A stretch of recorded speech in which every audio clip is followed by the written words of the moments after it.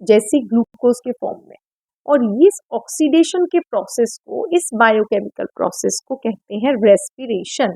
पहले आप ये सोच रहे होगे रेस्पिरेशन मीन्स सांस लेना है और, तो ये एक इंक्लूडिंग ब्रीथिंग भी इम्पॉर्टेंट है, बिकॉज ऑक्सीजन आप वहीं से आ रही है। जब ऑक्सीजन वहीं से आ रही है तो ऑक्सीडेशन तो तभी होगा जब ऑक्सीजन आएगी।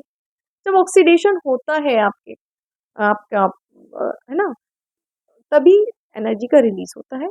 और इसी ये पूरे प्रोसेस को रेस्पिरेशन कहते हैं। आप in the below above diagram you can see the process, जैसे light energy, you get the light, plant ने लाइट लिया, ठीक है।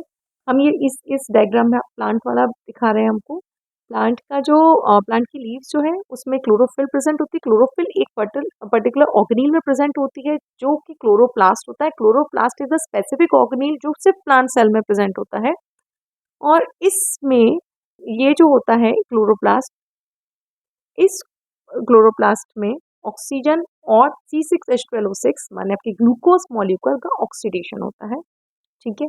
ऑक्सीडेशन माइटोकॉन्ड्रिया में होता है, केमिकल एनर्जी रिलीज होती है एटीपी के फॉर्म में। What is ATP? ATP energy के मॉलिक्यूल्स माने जाते हैं, एडेनोसाइन ट्राइफॉस्फेट जिसका नाम होता है।